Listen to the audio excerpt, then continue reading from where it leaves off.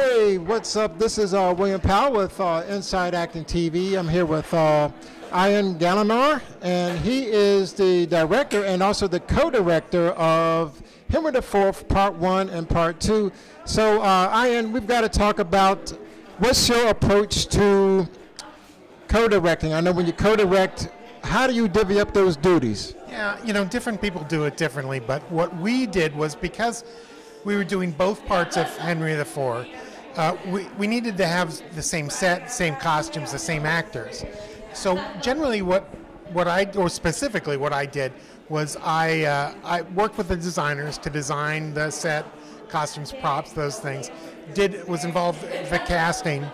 For the most part, I did most of the casting, and then I staged it. So I did the blocking at the first couple of weeks, and then I kind of handed the car keys over to Gerard and said, "Okay, here's the foundation. Now you go make it work." Yeah.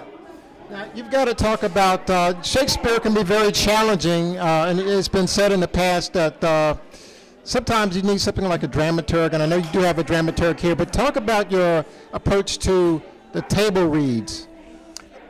Well, I actually don't do table reads at all. Okay. And because I have and that's not traditional for directors of Shakespeare, but for me, I want to get the words off of the piece of paper as fast as I can and have them not be kind of, black dots on a piece of paper, but be words that people speak. And to put it in their bodies. And so I don't do table work at all, although Gerard has done, I think with Part 2, he did a little bit of that. Yeah, absolutely. Which and I'm for it. It's not that I have anything against it. I just don't do it. Right. Yeah. I know a lot of our productions here. They have like pre-show music. So, talk about that a little bit. Why that's done, and did you have any input into that? Yeah, so one of the parts of the CSC aesthetic is live music, particularly before, but during and during the show and intermission. And the reason that is that that's a practice that the Elizabethans had. Shakespeare, in his productions, they had live music there before the show, during the show, we don't know what they did intermissions, but they had intervals at any rate. But that was a huge part of what they did. Now, what's a little bit different is that we have live music, and sometimes it's contemporary music, as like Shakespeare, they perform contemporary music of the time. But sometimes we use historic music as well. Like in the Henry plays, we do medieval music, or we have some music that's not medieval, but we've given it sort of a medieval bent to it.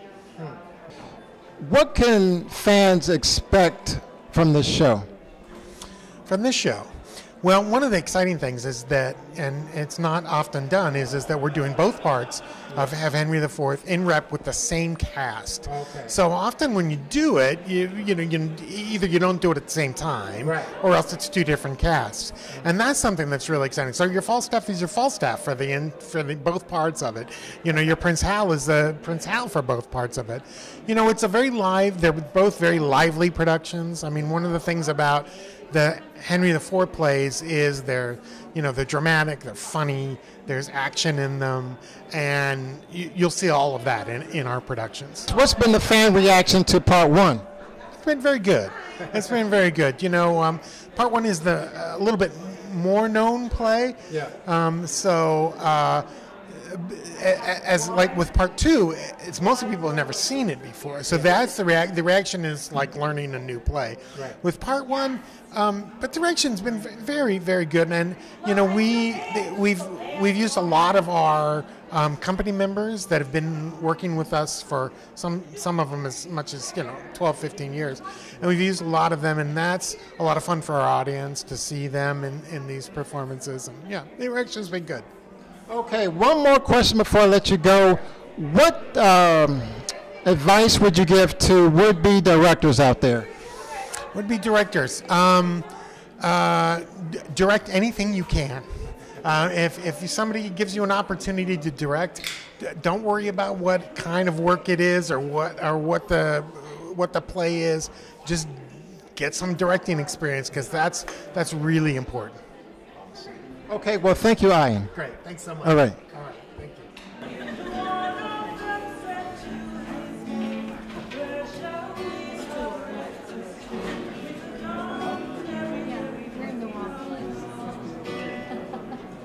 you. Gerard, you got to talk about your role, and I also know that you're co-directing this one as well. So talk a little bit about that.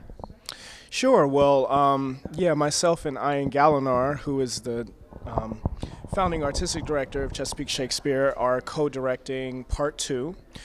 And basically, after part 1 opened, maybe 4 weeks ago, we started getting in-depth rehearsals for part 2. So Ian pretty much blocked the show and set all of the groundwork that we needed.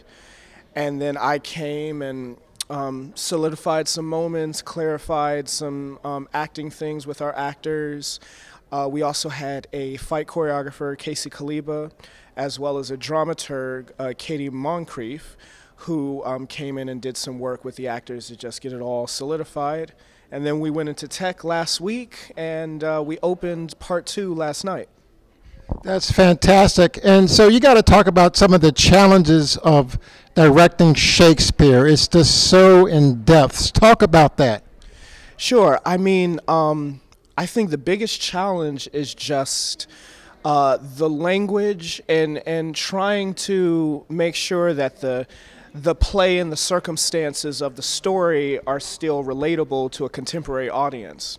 So, you know, we do think about who's our audience here in Baltimore, here in 2019, and how do these words resonate with this audience? Right. And, you know, what do we do to flesh out the action behind the language, and what do we do with the sets, what do we do with the costumes, what do we do with the props and etc. to just make the story as clear as possible for today's audience. So, you know, it really starts with looking at the script and saying what is the script telling us about the action? What's the script? What sort of story is the script laying out from us? For us, I should say. And then how do we tell that story? You know, getting the actors and the designers on sort of the same page and pushing everything forward to tell this one succinct story. Just as an actor, I mean, just dealing with iambic pentameter and the whole thing, do you approach the text differently than you would with, say, a contemporary play? Yeah. I think we do have to think about the meter. If it's written in meter, some of Shakespeare is written in prose, in which case, you know, we don't have to think about the meter. But I do think I scan my text and see what the meter is saying. You know, I sort of think of the meter as a heartbeat. So as the meter begins to skip a beat, or it begins to go faster, or it begins to slow down, you know, I think that's saying something about the heart of the character. The character is speeding up here or slowing down here. And so I do think the meter is giving us an idea of the action of the character. Right. So, you know, I do look at that, but then after that, it's kind of just like doing Tennessee Williams, August Wilson, Lynn Nottage. You know, it's still just people on stage interacting with each other, going after important things to them and going after them fully. These Shakespearean characters do that, and I think characters in contemporary plays are doing that as well. Yeah. What's been some of the fan reaction to Hotspur? They think that I'm very passionate, and you know, aggressive, and our audiences have loved the fights. We have some very gritty, pretty powerful fights going on, and we had a good choreographer to come in and make all of that safe and look very provocative. Oh, yes. So the audiences are loving the fights, and they're loving the passion. That's good. Yeah. And speaking of those fights, I know Casey did a marvelous job. I mean, it looked very dangerous. So talk about how many hours you spent rehearsing all those fights. Man, so the first week of rehearsal, which would have been the first week in January, we pretty much spent that whole week structuring that Hal Hotspur fight. So, you know, we put in maybe 2 hours a day for 5 days that week, figuring out what our bodies wanted to do, and just kind of clarifying how to tell the best story with this big spear and shield, and then Hal's got his broadsword. Yeah. So, you know, we spent about a week putting it together, and then another 4 weeks just sort of perfecting it like you would do a dance, you know, just practice, practice, practice. And eventually the choreography just comes out of your body and you don't even have to think about it. Wow. Yeah. That's amazing. That's amazing. Okay, so before I let you go, what would be your advice to young actors out there just trying to get started on their acting career, particularly as it pertains to the stage? I would say find a community where you can train and practice. The best thing you can do as a young actor is find opportunities to act. And sometimes that may be on stage in a production, sometimes that may be in a classroom, sometimes it may be through mentorship or through some private coaching, but just find a way to train your instrument. You know, I went to grad school, and that was the right path for me. I don't think everybody needs to go through a formal training in a university setting, but I do think everybody needs to take some time with a teacher or with a mentor, with an instructor, and just work on their craft that way. So yeah, I'd say find out what sort of classes and what sort of coaching you can take, and do that and get better and do more plays. Okay. Okay. Well, thank you, Gerard. Sure. Thank yes. you. Okay. Break legs. It is my pleasure to introduce you to two amazing directors, the founder and artistic director of Chesapeake Shakespeare Company, Ian Gallagher, here, and associate artistic director and co-director. They have co-directed part 2. Ian directed part 1. And then they were teamed for part 2. And this is Gerard Alex Taylor, who some of you met a little earlier. And Gerard is also the director of the studio at the Chesapeake Shakespeare Company. As the home of our education programs, we have classes for adults as well as for youth. So welcome. Ask all your questions, and I'm going to turn it over to Ian and Gerard. Yeah, any questions that you have? Maybe we'll start that way. Sure, I do have a question. I saw the matinee, really enjoyed how clearly almost all the actors spoke. And is that a lot of work to, so many actors don't speak that clearly. Well, let me tell you, yes, it is intentional, and part of the emphasis towards clarity in our productions comes from a very personal place, which is, you know, I didn't come to Shakespeare early in my life. I had a couple of shows as an actor, but Shakespeare often confused me, and well, not confused me, but I didn't feel like I had access to it. I didn't always feel like I understood what was happening, and to be honest, I was made to feel a little bit like, well, that's my fault, and that, you know, Shakespeare's really for fancy people and not for you. And when I started working on Shakespeare with gusto, I guess, is when it was really the first time I had the opportunity to direct a Shakespeare play. And, you know, when you're preparing as a director, it's a whole different level of preparation than you are reading a play or acting in a play. If the storytelling is clear, and if the actors have, you know, a modicum of training to deal with the verse, then these plays can be incredibly clear. And that's what I personally have always wanted in a Shakespeare production, because I had been to too many where it wasn't clear to me. I couldn't really follow it. Apart from very careful choreography, which I know must be extremely important, is there anything else that you do to ensure the safety of the actors? And did you ever get injured? Well, you want to answer? I mean, first of all, it's not just the subtext. It's when we're choreographing fights, it's all about making sure that not just the performance is safe, but the audience is safe as well. Do you want to talk about that a bit? Because you're on both sides of there. He's actually, Gerard just finished choreographing the fights from Romeo and Juliet matinees, which we do during the course. You involved in these fights here. Yeah. Well, a nice thing about the cast is all of the fighters have some sort of training. So, you know, myself and Ron and Seamus are all certified in several weapons. And then Mello went to the ACA where they give a lot of fight training as well. So we all came into the process with some basic knowledge of stage combat and sort of how to make it look dangerous while still keeping the safety of the choreography. I think sometimes accidents do happen.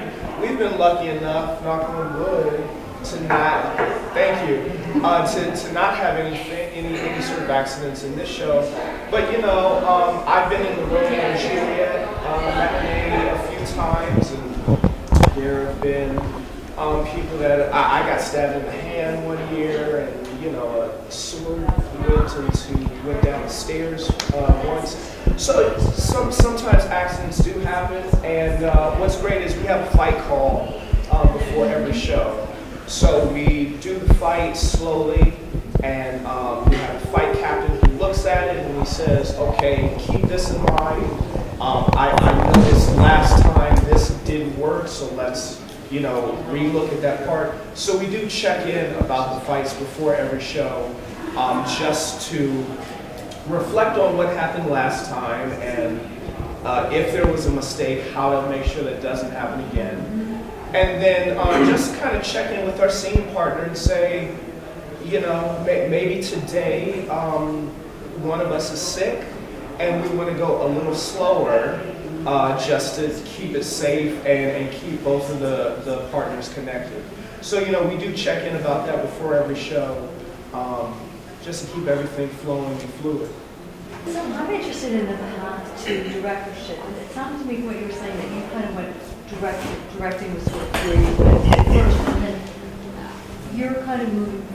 You've been an actor and you're doing directing now. I'm just kind of interested in those paths. How do you come together?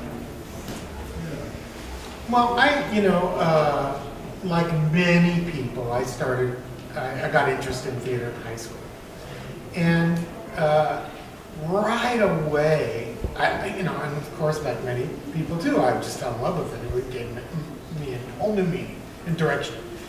But real early on, I realized I watched what the director was doing. I was like, oh, that's what I want to do. I want to tell the whole story. And you know, I went to school as a theater major, and I studied acting and directing. I had a bit of a career as a not very good actor, but it was never really where my interests lay. Which one is that?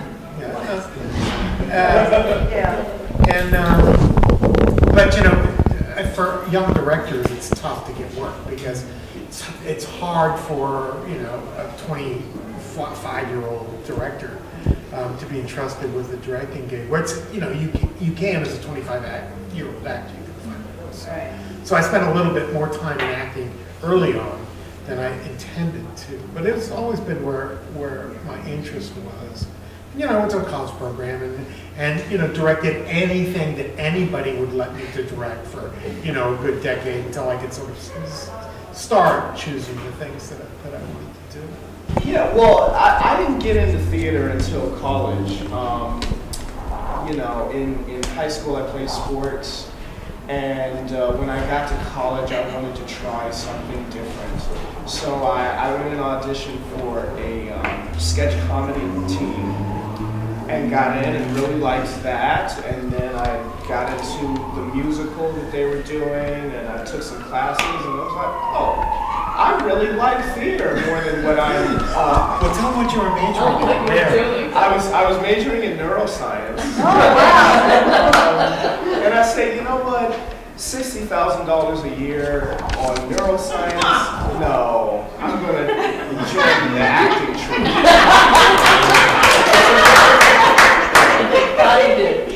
But then I went to grad school afterwards to study theater more in-depthly. And I was kind of forced into a directorship because the school I went to did not have a strong just sort of equity for people of color. And I think the black students often felt like we were not able to get roles because, for instance, we did this play about Jonas Salk doing the polio vaccination, and the director said, no, black people can be in this because it wouldn't have been historically accurate. So there was a lot of that happening at my university, and the black students kind of got together and said, well, let's produce our own work. So myself and a friend started this organization, African American Student Association for Theater and Film. There's a mouthful. And it was specifically to kind of get ourselves and our friends an opportunity to be on stage while they were studying. And because of that group is where I started directing. Because, you know, they were like, okay, we're doing Miss Evers Boys, and these folks are going to be in the cast, and Gerard, we need you to direct it. Like, oh, okay, sure. And then after coming out of school, you know, I worked a bit as a director. I used to do a lot of work at Children's Theater of Annapolis. And then I got involved with CSC, and Ian was directing Titus Andronicus. And I said, oh, that's a fun play. Hey, do you want to be assistant director? And he's like, sure, you're in it. So that's kind of how I started with CSC. And Ian has asked me to direct a few things here. I did our summer show last year and Christmas Carol last year. You know, interesting about this notion of gender blind, and you know, there's a very smart woman named Lisa Volpe who was the founder of a company called the Los Angeles Women's Shakespeare Project. Brilliant woman, and I remember I heard about her before I met her, and to be perfectly honest, I used to roll my eyes. People would tell me stories about what she did, and I'd just be like, well, okay, I don't get it. That doesn't sound right to me.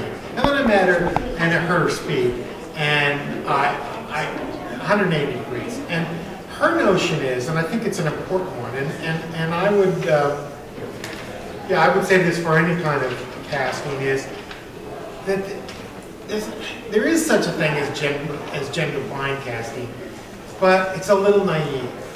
And that anytime you actually change a gender or change a character's race, that the audience reacts to that.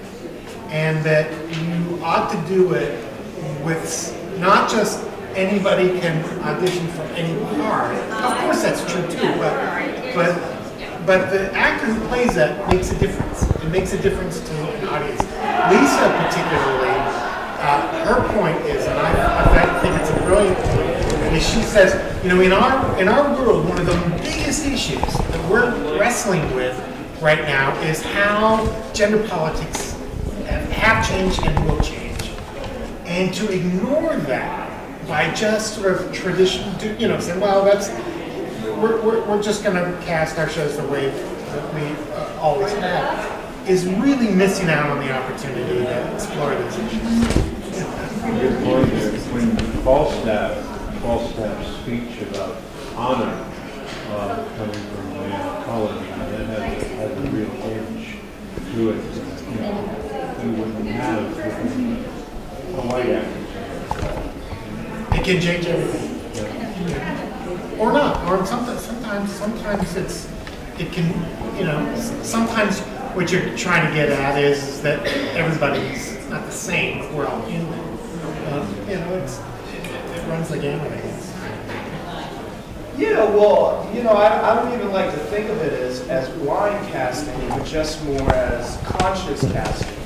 So, you know, I'm intentionally changing the gender or the traditional race of this character, because I want to tell this story to an audience, you know, or I just want the various genders and colors that come to see the show to have someone to relate to.